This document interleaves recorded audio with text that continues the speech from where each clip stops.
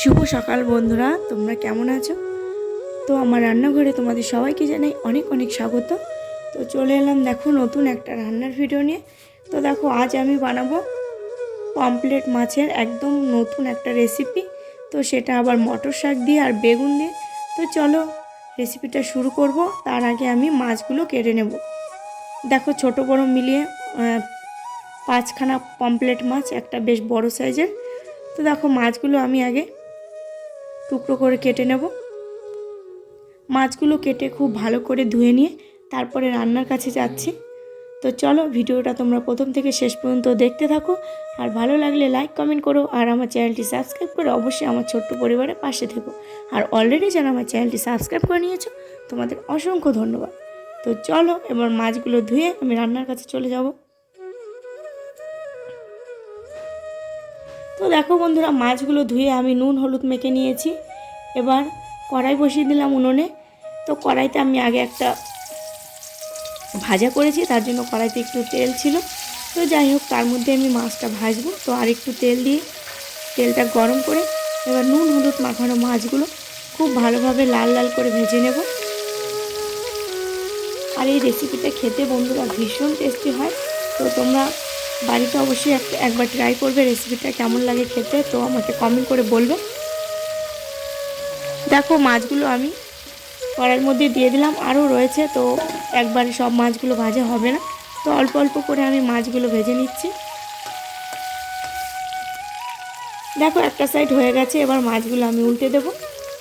এইভাবে উল্টে পাল্টে খুব সুন্দর করে মাছগুলো ভেজে নেব।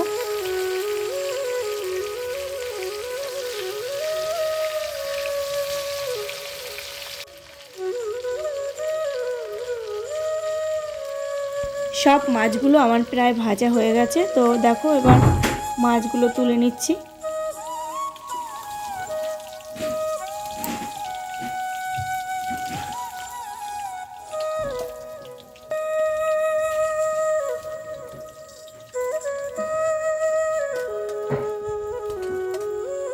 এবার এই যে ওই একই তেলে আমি বেগুনটা ভেজে নিলাম।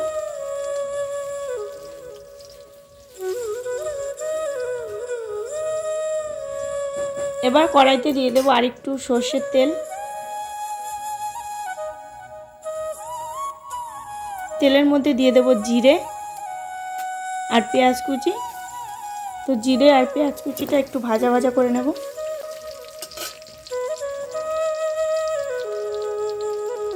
এবারে দিয়ে দেবো টমেটো কুচি।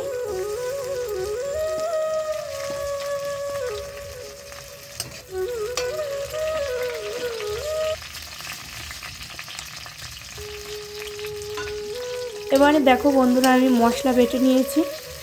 জিরে আদা আর লঙ্কা, জিরে আদা শুকনো লঙ্কা মিশিয়ে বেটে নিয়েছি। তো সেই মশলাটা দিয়ে দিলাম। এবার একটু জল দিয়ে দেবো। এবার সব মশলাগুলো খুব ভালোভাবে কষিয়ে নিতে হবে। দিয়ে দিলাম লবণ আর হলুদের গুঁড়ো। তো এবার সব মশলাগুলো খুব ভালোভাবে কষে নিতে হবে।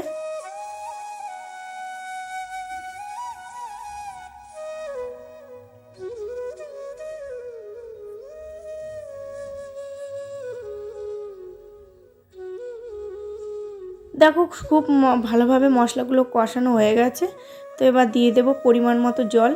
তো মাছটা একটু কষা কষা হবে, তাই আমি বেশি জল দেব না, অল্প ঝোল হবে মাছটায়। এবার ঝোলটা ফুটে ওঠার অপেক্ষা।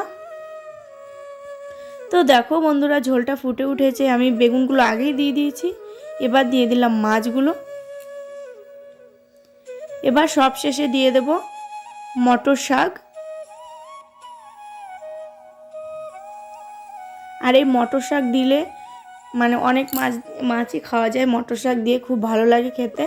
তো শাকগুলো একদম কুচি কুচি করে কাটিনি, একটু বড় বড় রেখেছি, এরকম করেই রান্না করতে হয়। তো দেখো এবার আমি একটু চাপা দিয়ে শাকগুলো সেদ্ধ করে নেব।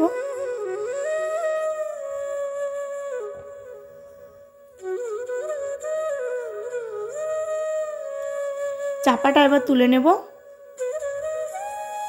সমস্ত শাক খুব ভালোভাবে সেদ্ধ হয়ে গেছে, আর ঝোলটাও একটু ঘন হয়ে এসেছে। তো এবার দেখো দিয়ে দেবো সর্ষে বাটা। তো সর্ষে বেটে আমি শুধু রসটা নিয়েছি, খোসাটা দেইনি। তো সর্ষে বাটাটা দিয়ে আমি 2 মিনিটের মতো একটু জাল দেব।